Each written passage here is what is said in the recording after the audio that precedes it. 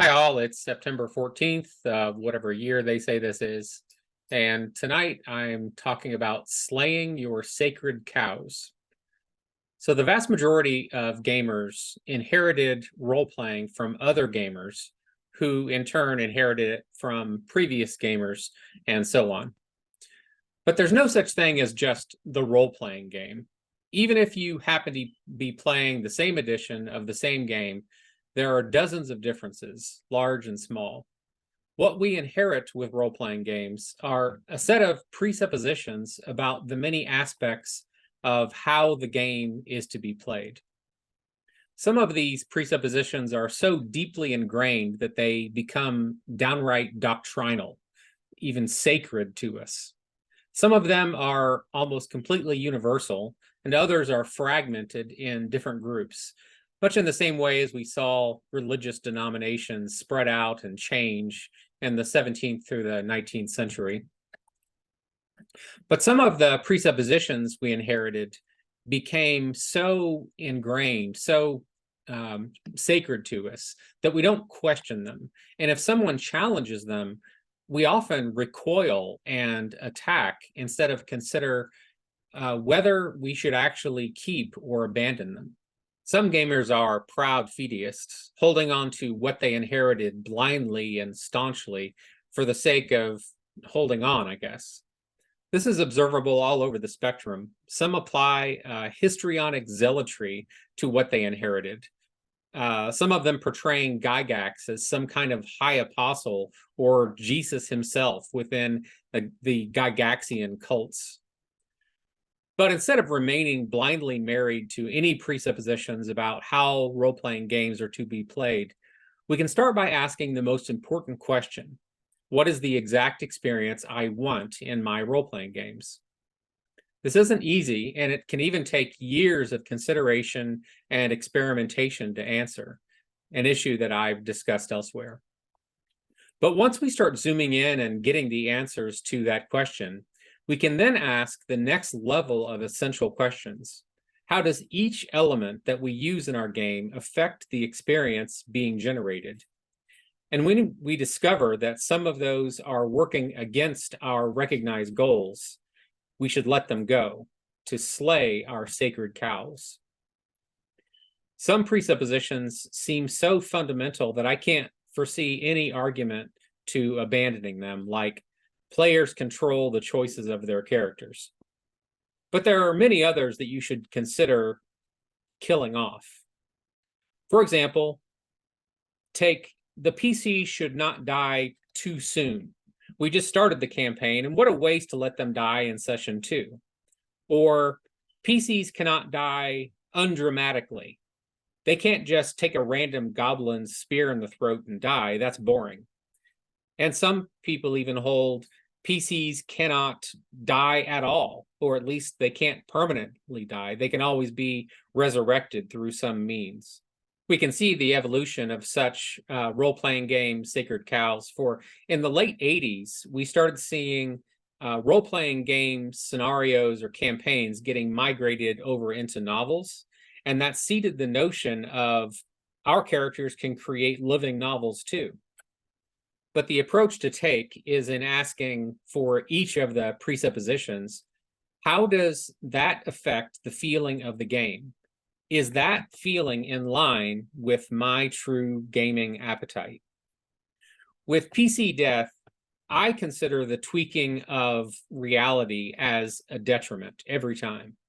When I play, I want my character to be able to die in any lethal conflict. I hate the notion of being coddled from cause and effect. I don't want to be patronized by my GM. I want the world to feel real. The effects of those kinds of bubbles is apparent to anyone from the outside. But for those who inherited this presupposition and have played in this way for many years, it's far more difficult to critique, not to mention let go of. This is the very nature of inherited presuppositions of any kind. We can peruse a lot of other role-playing sacred cows. Take, for example, the PCs are special. The same rules of life affecting the NPCs are different from the ones applying to the PCs. There's what's now called the rule of cool. The PCs came up with a really cool idea. Regardless of how logic says it would fail, the GM should let it succeed because it's cool or it's cinematic. Another one, which is very common, is that the players get to see and know all of that role-playing game's mechanics. Monsters and magic and items, etc., are accessible to the player's knowledge. Or players get to see and know all of that world's information, the maps, the politics, the races, the gods, etc. Or take players make and see all of their own roles and the algorithms affecting them. Or in battles, you should use miniatures and mats to see exactly what's happening. The tool for improving your experience is in always questioning how do each of those and many others affect your game? Do they really help, or might they be hindering what you really want? This is easy to do, of course, whenever that sacred cow we're looking at isn't our own. But whenever it's something that is so fundamental and habituated to our own gaming experience, it can become exceedingly difficult. How sacred a cow is to us steers our willingness to slay it. And so we return to our priority. Do you really want to improve your gaming experience at all costs? Or are you content with your status quo? If we really want to maximize our role-playing experience, then we have to be willing to slay at least some of our sacred cows. For myself, I spent many years delving into this issue. The answer for my own role-playing game goals was maximum otherworld immersion into a deeply, what I call, primeval fantasy world. And this required me to address every element I had inherited from childhood and make myself be willing to slay many of my own sacred cows. And I can tell you that younger me would be shocked at the changes that I've made in the present. So much has changed for me, my mechanics, my methods, and the fantasy world itself. In order to reach my own goals, I slew those cows and embraced methods like player-to-character unity of perspective, where the players only know or hear what their characters would.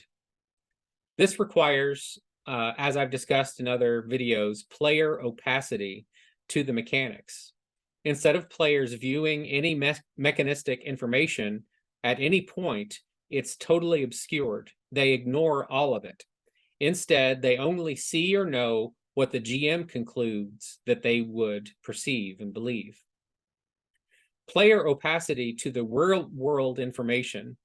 Instead of the players reading any information containing the details about the regions they're in, the races, the locations, the gods, what have you, they only learn about what their characters would know according to their exact experiences.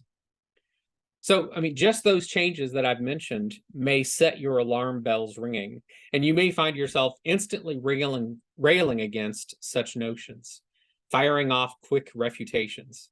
I get it. These are sacred cows to you. But instead of that fighting, I encourage you to step back and ask yourself the essential questions of your goal and the effects of gaming methods on those goals. If you sincerely want, as I do, a powerful sense of immersion, of being united with your character, with your character's perspective, then digging in and considering these changes is what you should be doing. Of course, I'm not brazenly declaring that my methods are unquestionably right. That would just be replacing one type of dogmatism for another. But what I'm saying is that the journey to maximizing your gaming goals depends on your willingness to slay all of your sacred cows when you determine that it will help. This requires you to experiment with all such elements and have conversations with your group about the effects. Of course, there are many psychological obstacles to overcome here. Change is hard, even when the change is for the better. We become so trapped in the mental ruts that even improvements feel strangely wrong to us. But again, insanity is trying the same thing over and over and expecting different results. But if you're willing to do this kind of critical analysis on all the aspects of your game, slaying each of the sacred cows when necessary, then it's a journey that I highly recommend. It absolutely results in an improvement in your experience. You're actually getting what you want. All right, so I look forward to your comments and your own experiences of change. If you can list your own sacred cows and anytime you were willing to slay any of them, that would be great. Thanks a lot.